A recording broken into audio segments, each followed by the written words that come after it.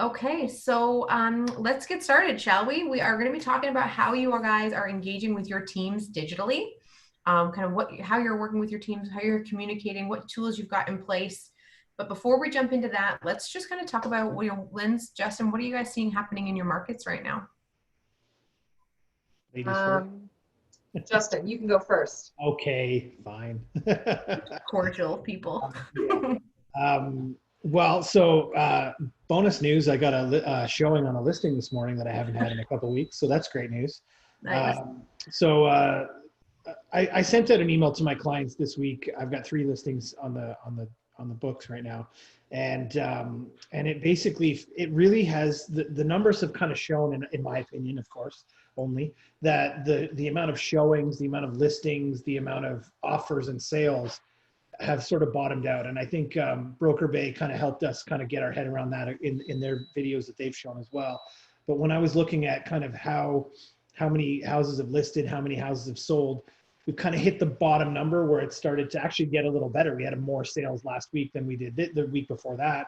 So I think we're sort of at the bottom threshold of how many listings and potentially how many sales we're at. I don't know where sale price is going to go, because right now I'm still seeing multiple offers on properties. Karen was just telling me that she just did multiple offers on a property on Blind Line. So, I mean, and that's a $1.7 million property or something like that. So, you know, I'm yet to be seen what sale price is going to do at the moment. Mm-hmm. And Linz, what about you? What are you seeing as a trend in your market right now? Pretty much the same. Like I found like the pause button was stopped 3 weeks ago. There was nothing really happening for about 2-week period. And this past week, I noticed things just like ramped right up. Like everyone that I had on hold all reached out to me saying like, hey, listen, we're ready to get going again. And other people that didn't even realize they were in the woodworks kind of reached out. I've gone out almost every day this week for showings for people who are like ready to kind of start looking in need of space, where I think the fear has subsided and things are normalized now, where it isn't abnormal to be wearing your gloves and your mask and going in and doing things, where before people were just like, it was too new, I think, where people just didn't want to adapt and it was fearful to see people that way. Now I'm seeing that that's just kind of the norm, and the people who need to move still need to move, and we don't have a definitive date on when this is getting listed, so I think they're kind of ready to go back. Last night I was in an offer with 8 other people, which we won. But it's still like, I'm not the same price point as you, Justin. You're kind of higher end listings there. But for the Hamilton market, we're still seeing it move. And like anything kind of priced under that 600,000 mark, if it's a freehold, is gone. Like it's still moving if it's priced right. So yeah, it's really this past week I noticed things are kind of skyrocketing. So what Justin said, I think we kind of hit that bottom and we're starting to kind of go up again. That's great news, isn't it? Hopefully it stays that way. We'll see if that carries on. Awesome. So before we dive into some of the kind of more content that I wanted to focus on today, just so that everybody has an understanding of what types of teams you're working with, Lindsay and Justin, can you both just kind of give us a breakdown of, you know, what your team structure looks like you and who've you got with you? So we've got myself as a listing agent specifically. And then I've got a buyer team lead and 2 buyer agents, and then my 1 administration right now. Okay. Yeah. Excellent. Thank you. And Lindsay? So I have myself as a team lead. I have an admin, and then I now have 3 where it's kind of not necessarily designated as buyer roles. They can still kind of do the buying and listing side of things, but they mainly focus on the buying ends. Okay, awesome. Thank you just for breaking that down so people can have an idea of the structure. So tell me a little bit about some of the digital tools that you've been using to engage with your team. What kind of technology have you been using over the last several weeks to keep your team together? Lindsay, you start this one. I'm making you start this one. All right, deal. Zoom. It's kind of the force for us. We do our weekly meeting, and it's just Zoom conference, so we can at least still see other humans. And then we're also just kind of incorporating, or we have our group chats and things like that, where before we weren't doing it, but just kind of keep morale up. We have like our little WhatsApp and Messenger groups. So we're all kind of contributing ideas and things like that to kind of keep people going, hey, we're still working. So It kind of holds everyone, I guess, accountable, seeing that other people in the team are still doing stuff. It's not just sit and twiddle your thumbs while we're in limbo right now. And we're trying to get on that a little bit better. So. Okay. And Justin? So we're about the same. We do a once a week meeting, and then we have check-ins throughout the week on WhatsApp and or phone, just to see how things are going. Of course, I've actually heard of teams that are taking it to another level, and everyone's jumping on Zoom and doing their lead generation on Zoom together. We haven't gone that far yet. I mean, but it's definitely an option that I'm considering at this point, because it sounds like a great idea. So accountability, right? Yeah. And even if you're all on mute and you just, and if you have a question, you jump in and you ask a question, but everyone's just there in the same space doing their own thing. That's awesome. All right. Sorry, go ahead. No, I just said that's smart. I didn't even think about that. That's a great way to keep everybody doing it together and having that energy around it still, right? And what would you say, how are you keeping morale high? Have you experienced with your teams any dips in morale? I haven't. I think it's giving where you're kind of running around with your head cut off before. It's kind of downgraded things where we can kind of focus a little bit better on the things that we didn't necessarily have time for, maybe just didn't make time for. I think people are kind of motivated. We're doing a lot more training. We've signed everybody up, so we are doing bold pivot. So there's going to be that accountability where there's going to be mandatory training. It's not just focus on the lead gen you specifically want. So we've kind of done that, but everyone seems to be kind of excited to ramp up for when this is lifted. So far we haven't seen really a decrease. It's just the excitement for when it's over. Awesome. Yeah. So, I mean, and we're in the same boat. I mean, I think training's a big thing. I think some of the stuff that you've been doing, Tenleigh's been awesome. And there've been people, our people have jumped in on that every now and then. And I've jumped in on some of that every now and then. So, I mean, that's the biggest thing, is that if you stick around like-minded people, even if we have to do it in a socially distanced way, you're definitely keeping yourself in the right mind frame. Just prior to all of this, just totally coincidentally, I hired my first coach. So, and it was just like, I'm agreeing to pay a whole bunch of money, and then, oh my God, what do we do now? But I actually look at it like perfect timing, right? Because this person has kind of guided us through this and where we're going to go with the next few months and how this is going on. I apologize. My son has decided he's hungry right now, so he's in the microwave. So I don't know if time waits for no one. One of the things that was included in our coaching was a 6-hour retreat on last Saturday, which 3 of us were able to attend. And, you wouldn't think that 6 hours in front of a Zoom screen would be enjoyable, but quite frankly, when you're with 170 people on Zoom that are all like-minded, kind of driven real estate professionals that have great ideas, and we're sharing, ideas. And they did I didn't know if in Zoom you can do little breakout sessions. I didn't know you could do that. So all of a sudden I'm in a breakout session with 5 people, and we're discussing from all over North America how things are going and what we're doing. I mean, that's the kind of stuff that really keeps us engaged, and me especially, because I mean, just because I'm a leader doesn't mean I'm not going through some stuff. Here you, buddy. Yeah, man. Yeah, you're not immune to that. I'll admit it. Got a soft side. Yeah, really. You're human still, right? You haven't turned into the real estate robot yet. So I appreciate you guys, especially, Justin, your candidness around that. I think that is a very real, possibility, is that, while the team might not be, you yourself may experience that dip. So I'm really recognizing that and having some tools in place to be able to manage it, and being surrounded by the right people, I think, is key, like you said, Justin. So what are you doing differently now in your day-to-day business because of the experience we're in right now with your teams? Have you increased your lead gen or your follow-up, or have you decreased it? Like, what's going on in your day-to-day business activities?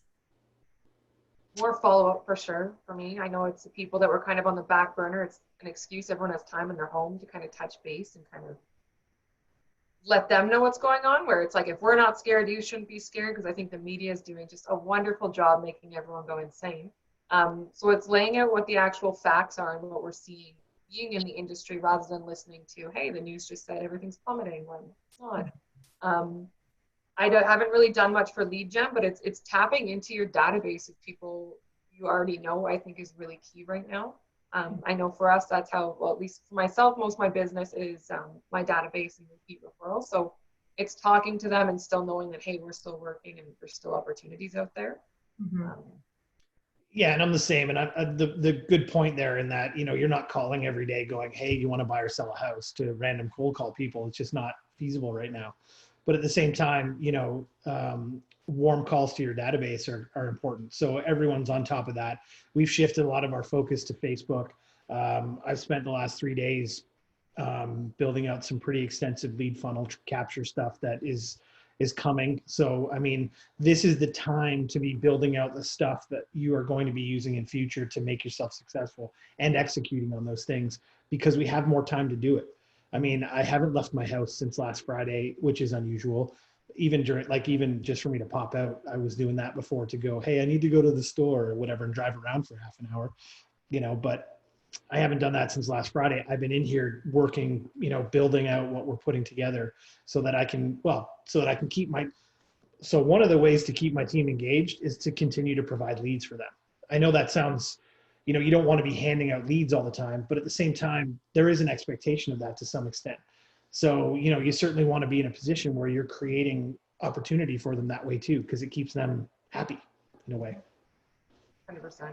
I think the big thing too, you hit on too, we're focusing a lot more on the Facebook, the promoted posts, things like that. Everyone's on the computer right now. They're all on their phone. They're all doing everything.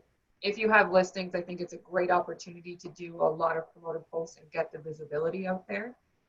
People are obviously still driving around, but it's still, get your name out there, whether they're not looking at listings or not. They see that you're busy and you're doing work. So I think a lot of geo-targeting on anything Facebook related, I think is really going to benefit in the long run once this hopefully gets lifted. Yeah, people will get to know you, like you, and trust you just because they see you nowadays. They don't actually have to talk to you to get that across, right? And that's why internet marketing, Facebook marketing is so key nowadays, and will become more and more important as we go forward, as more people become more and more tied to that because of this scenario. Well, we talk all the time about in shift, right? How Gary says when there's and again, I don't like to say that we're in a shifted market right now, but when we're in a different market than what we're used to, it's an opportunity to take territory and to take market share. So, and like Lindsay mentions, and Justin as well, upping your presence is a great way to do that. So what are you doing with your teams on a day-to-day basis, or what activities do you have your teams doing, and how are you holding them accountable to those things? I mean, normally you'd be seeing them on a pretty regular basis. You'd be in the office with them, or you'd be able to see outcomes. So how are you holding your teams accountable right now to their daily jobs? So I know, obviously, one of the things that's lifted a lot of weight off my shoulders is having a lead buyer agent who can manage that part of the team for me. And they have their own their own WhatsApp group that they deal with stuff on their own. And I know that he's checking in with them daily. Like, while I check in with him every couple of days, he's checking in with them daily. But, you know, we've got targets for, basically the targets have shifted to Facebook contacts. The two things we're doing big time right now are Facebook contacts and command health percentage. So we're trying to get the command health percentage up and trying to contact as many soft contact, not salesy contact people on Facebook, just to reconnect with people. Yeah, again, it's for us, it's just that kind of the weekly meeting, we have kind of the checkpoints of what everyone needs to kind of do each week, the bold pivot. A lot of it too is working on, when we did our meetings, it's kind of as a group, I wanted to know what the other girls want to see happen. So we're kind of collaborating on different ideas for marketing material. So I think, well, I know they also like it too, is being able to have a voice of what they would like to see in their business too, to help them grow. So it's just kind of changing the focus. Before it was like, hey, this is kind of the track we're running on, take it and go. It's getting the input from them as well to keep them motivated and know that we're kind of listening to what they want to see happen as well. So we're just kind of doing a lot more back-end marketing for when able to make things flush a little bit faster. Okay. So Justin, you were saying your focus is primarily more on softer contacts through social. Mm-hmm. Do you have specific sort of metrics around that you want to see from them daily? I'm trying to get them up to 100 contacts a week. of how many people they've reached out to. Part of what we've been doing lately is we've changed our direction of how we're posting in general. And anybody can look on my Facebook page to see what I've been doing lately, and understand, I'm waiting for a kid to slam a door, understand that we've changed things in order to create more engagement, right? And so one of the things that has been happening for us more regularly than ever is that we're getting more engagement on the post. So part of the contact is, responding to contacts. So when people post or put a response or reply on your post, they then you have to jump in and say something back to them.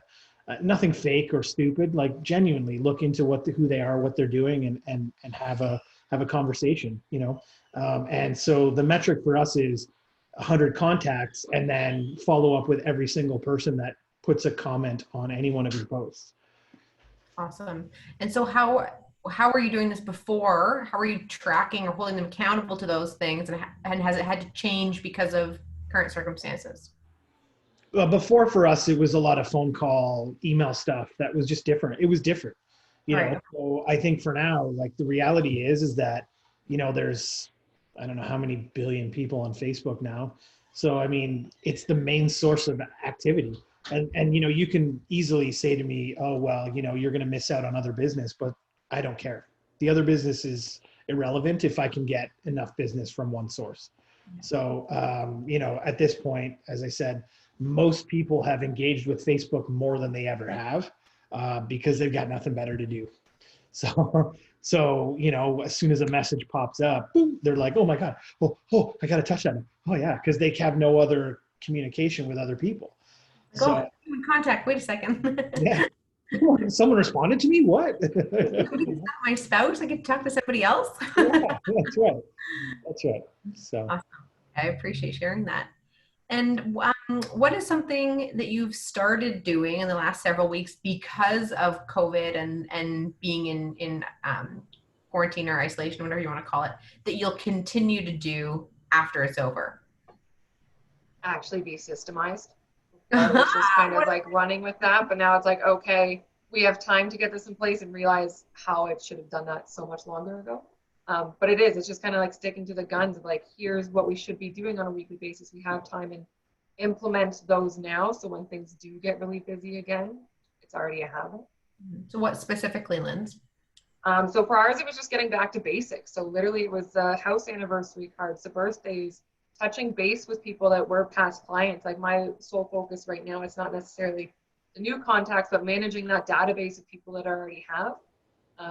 Because I noticed last year, I looked back and there was 3 people that were my clients like 3.5 years ago, didn't touch, like it was my fault. I didn't touch base with them again. And I saw they just used Joe Schmo and listed their house with somebody else. And I was like, oh my God, it was like a stab to the heart.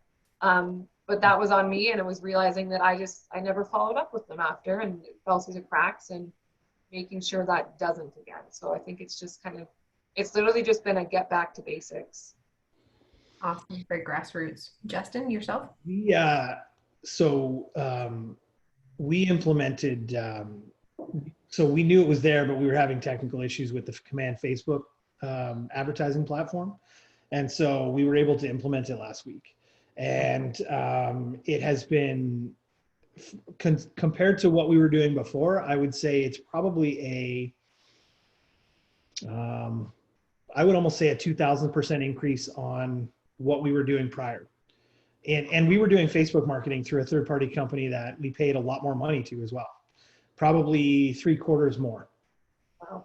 So first of all, if anybody's listening and wants to take note, that Facebook command platform is good if you do it right. I mean, I was testing out different ways of doing ads, and there's ways that you shouldn't do it, and there's ways that you should do it. And there's lots of training for it, so look into that. But the second part of that is in getting a new wave of leads that we didn't have. So we've had about 156 leads come in from it in the last 7 days. That's incredible. So 156 leads in the last 7 days? Yeah. And we've I'm asking. What's that? What's your spend on that, if you don't mind my asking? Under $50. So that's less than $1 a lead. So the two of the ads that I've got, one of the ad is $1.13 a lead. Two of the other ads are 28 and 32 cents a lead. Wow. And so the thing is that we've now had, and the other part of it too is the previous company we were using was sending us leads that you could almost never get any kind of even conversation with, no matter what you did, whether you texted or whatever. The current system that we've got that with this command thing, we've had an uptick of, I mean, we're up to like a 20% conversation rate, which is unheard of in marketing leads. Now that's just conversation. That's like someone responding and saying, hey, I'm interested, or I was just window shopping or whatever. And then going from there, we've had multiple, like 3, 4, 5 people out of those on searches, like that are doing something, and they're on searches. And so to sort of segue from that into pre-qualification has changed immensely. And if we're not sort of absorbing and carrying these habits on, then we're not doing it right. Because right now we're looking at people going, okay, show me everything. I need to know that you're approved by someone, or you're going to go get financially approved by my guy. I need to know where you've been. I need to know everything about you before you go see my house, because whether it's, the person's high risk or whatever situation it is, we're trying to be more and more careful. We need to take those habits and continue those forward for 2 reasons. 1, we have the habit, and 2, very much like how when people walk through an open house and know that they have to sign in. I think if we continue those habits, people will just come into us and go, yeah, here's all my qualification stuff. Mm-hmm. It'll become the normal for the consumer as well. Yeah. It's crazy to think back how, like, it was always like, are you pre-approved and things like that? But within 2 weeks, how it's drastically changed that approval process, which I look back and be like, why wasn't this a thing before? Like, it just makes so much sense. And I know they always say, make sure you're pre-qualified. And like, we would do that, but now it is that next level of, you need to talk to my guy. I want the proof from there, rather than being like, oh, you've been pre-approved? Great, let's go. The word for it. Yeah, so it's definitely much better, I think. Excellent.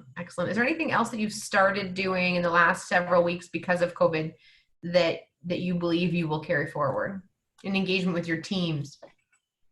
Oh, because I was going to say I've started eating more, so that I don't know if that's engagement. You should have joined the 12:30 session then with Laura Vendette.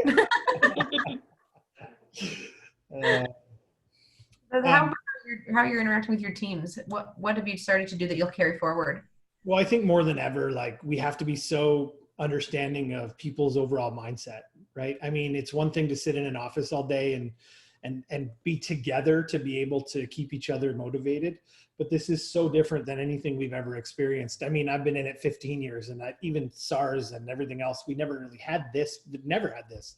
And I would even suggest that my mom hasn't had where we had a complete lockdown. It's just not something we've ever dealt with. So people's overall mental state is so important. I mean, in the days of worrying about, mental health and whatnot, this is so critical, because there's going to be a lot of agents that are going to leave the industry.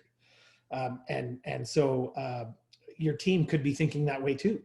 You just don't know it. So it's constant communication. It's making sure you're accessible as a leader and someone that is running things. And even though you're busy, you got to have time for them. So I think it's just being more compassionate as a human being and understanding everyone's situations.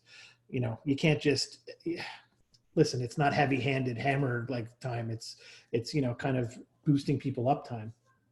Yeah, great way to say that is the humanity, right, is really coming back into it. It's not all business all the time. It can't be. That's not sustainable.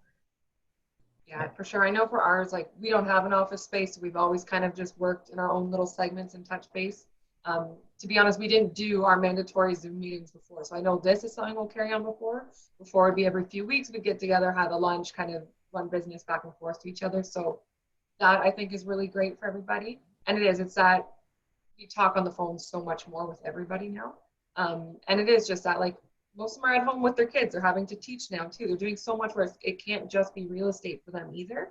And it's helping them do the best they can, kind of given everything else that's on their plate. So for some, it's like, I don't have kids, so I have a lot of time to do stuff. But for the people that have kids right now, you even though you're in quarantine, you probably have less time to work than you did before.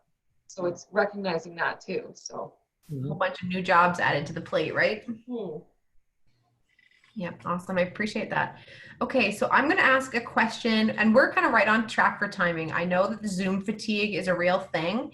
And so if we end up around 35 or 40 minutes, that I think is fantastic. So I'm going to ask a question to you guys that Christina sent to me because she wanted to hear from you on this. And if anybody else has a question, just go ahead and unmute yourself. Click the little microphone button and you can ask a question as well. I want you to get your questions answered.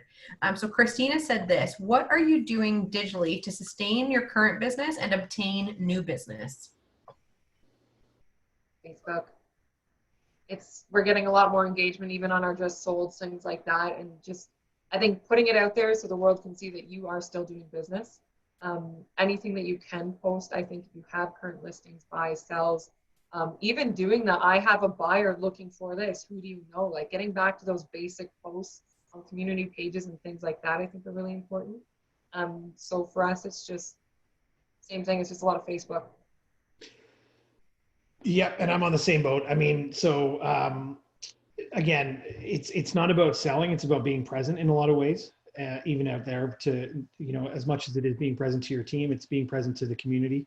And so Facebook groups are massive right now. People are in the Facebook groups constantly. So your local community Facebook group, you got to be present in there, just showing your face, and again, helping out wherever you can. So that's where it starts for us. We've started our own Facebook group that relates to educating and helping parents with kids during COVID.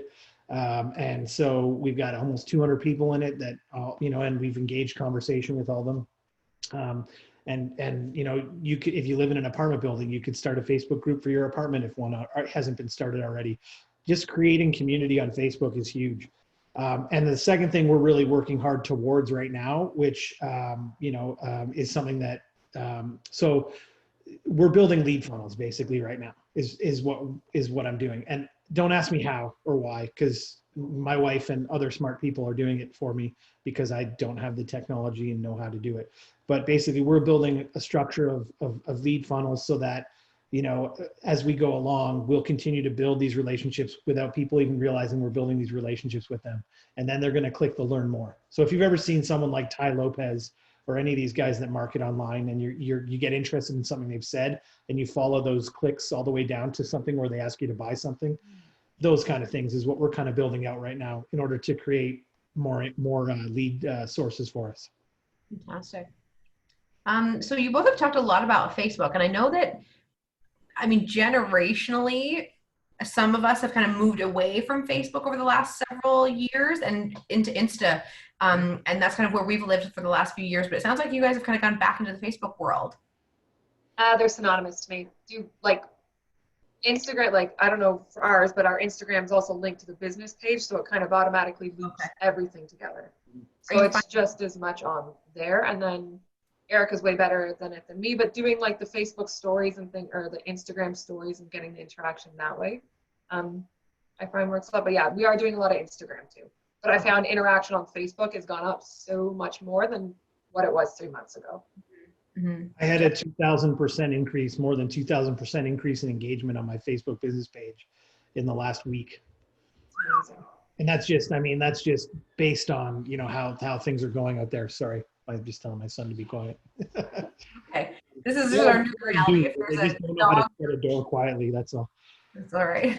Yeah, so but Instagram is definitely a part of it, but I use it in a different way. Mm-hmm. The Insta stories that I'm doing are the main source there, like just to draw people towards me. But those get shared to Facebook too, because they're obviously the same company. So, Instagram and Facebook are the two main ones. Outside of that, there really isn't much else necessary right now. Mm-hmm. Are you finding engagement on one more than the other? Yes, Facebook is definitely more for me than Instagram. I'll average 80 to 100 people watching my stories, and they'll answer little things when I ask questions and stuff. But definitely not as much as Facebook. Okay, gotcha. Facebook is a platform for 30 to 55. That's the number, right? So I mean, you look at that's the age range you're looking in. It is shifting slightly. That's kind of maybe an older number, but I think the reality, as we all get older, I guess. But I think the reality is that they're two different platforms used for two different things, right? Facebook has videos and a lot of text. Mhm. Instagram is rich photography, and those are the things that they're looking for on Instagram. Okay.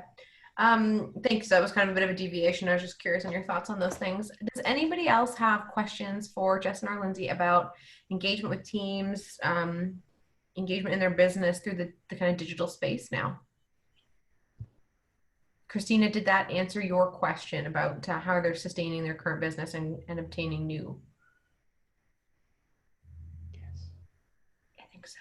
I think so. So yeah. Oh, chat. Look, she's perfect. Awesome. Okay, well, guys, we've been about half an hour. If nobody has any questions, I hope that this was a helpful session, and in recognizing that, I mean, it's kind of neat to hear that there's some similarities in how you guys are engaging with your teams right now and how you're moving your businesses forward. And then there's some different paths that you're taking right now. It just goes to show us, right? There's so many ways to do this and to do it well. And finding your way is kind of taking bits and pieces of best practices and building your path, right? Agreed.